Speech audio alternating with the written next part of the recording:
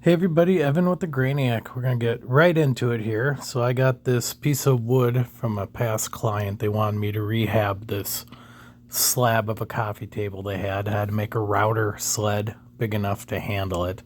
So I slid my router back and forth, took off all the old epoxy, sanded all the edges, and then I'm placing where the legs are going to go. She wanted thick, solid wood legs. She didn't want hairpin legs, which would have made it way easier. So I brought it from like 6 inches down to 5.5, I think, for thickness is what I ended up routing off of each side, about 1/2 inch to get it all even. There's a lot of epoxy on there. Whoever did it before me did not do a very good job, and it was yellowing out. So here I'm drilling through. I want to go about 1/2 inch deep with my router so I can set the legs inside to make a lot better of a joint, and then I'm going to be drilling out holes for dowels.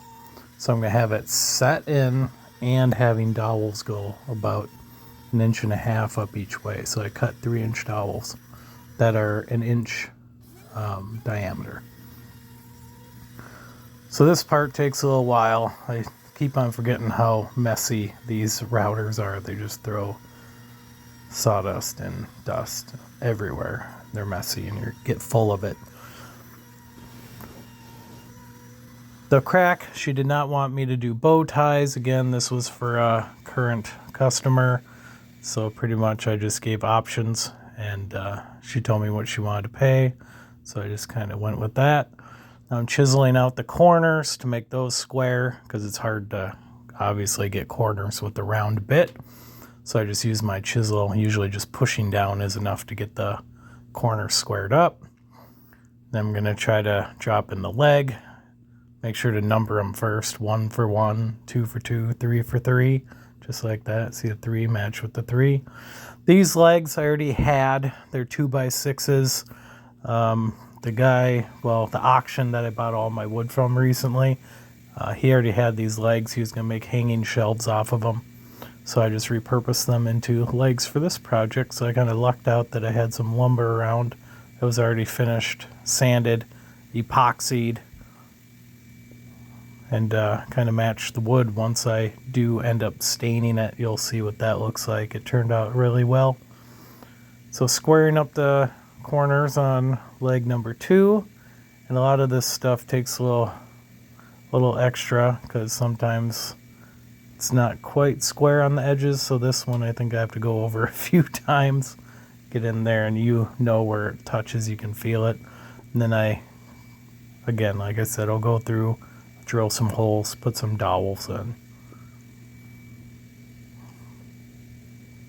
So this video, for a few different reasons, it'll show you how to redo any tables with epoxy you need to do. Can show you how to set in some legs. Can also show you how they look with the legs versus the hairpin. I just like the hairpin legs because they're easy. You buy them, you're done. You just screw them in the back of your table and they look nice. I mean, for now, they're in style. People like the hairpin legs.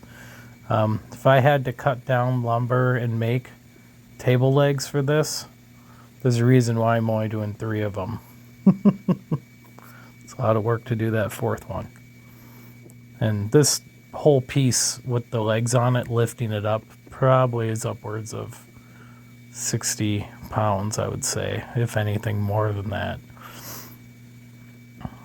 But at this point, I already sanded the top and bottom, sanded the legs. So once I do get this all put together, glued, leave it for a day, then I'm ready to stain. I end up bringing it down into my basement where there's no dust, no variation in temperatures. Then I can make sure to pour my epoxy at a good solid temperature where I know there's not going to be a lot of contaminants. Hit it with a heat gun or a hair dryer, get the bubbles out. Then I can leave it there without the garage door opening and closing. So here's my dowels. 1-inch bit, spade bit.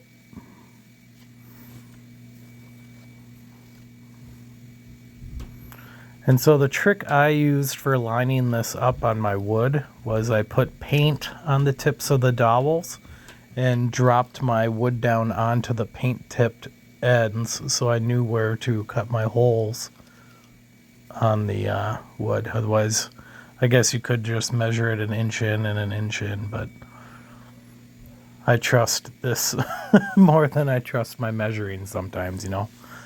Even though I do some woodworking, I am not a measure twice, cut once person. I've learned that a long, long time ago. So do as I say, not as I do. If I had a bloopers reel, we would be here all day. So there I'm dabbing it with the paint so then I can drop the block on top and then I can see where my circles are and then I know exactly where to cut. And in one of these blocks I'm off a little bit, so I just end up having to make that drill hole a little bit bigger, which just means I add more glue onto it, which makes for a better hold. So drop it up, make sure I'm square.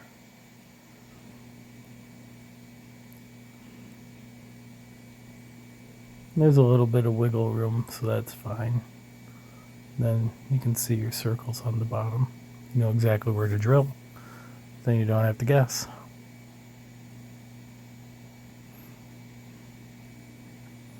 But after everything was said and done, and after I glued everything, the inside of the holes, set the dowels, glued the inside of the router where I routed in the rectangle, and I dropped it in. I mean, it's not going anywhere. It's a very solid joint.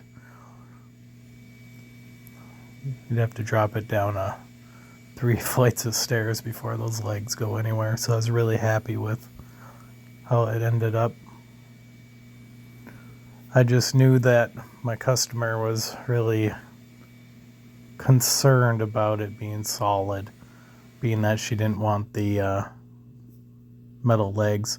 And this is how they look once they're set and glued and everything's even. Squared it up when I put them in.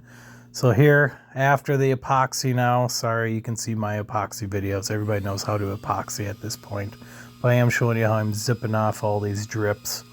Use a rotor tool that I have to just kind of run past them all. So I thought that was a really cool, quick way to do it. If any of you have one of these, really handy. And then I just sanded it off. I also stained my wood before this too. But again, if you're watching this video and you've seen a bunch of my other videos, you should know by now. I know how to stain. There we go. So that's after I took the old stuff off. Here's the epoxy. Sorry I didn't take videos of me doing the epoxy. And then here we are back to zipping off these little drips. And then I had to look up videos myself, but apparently next time I'm going to tape the bottom of this. So then I can just pull the tape off and it'll take the drips with it. But live and learn, I guess. Saves me all this cleaning up to do. Sand it up nice. The bottom's pretty much, you know, who's going to see it, but I do sand it again and then re-stain it because I take up some of the stain when I sand it from these drops. But it turned out really good. I snapped some pictures I sent to the client and she's very pleased with it. And here's the very, very finished product. And if you can remember what it looked like before, that is a huge difference. I'm very happy with it. Clear. And she wanted the epoxy. I asked, I said, hey, I could just do stain or I could do epoxy, and she wanted epoxy. So hope you liked watching the video beginning to end. Like, subscribe, and share. Appreciate you very much. Thanks.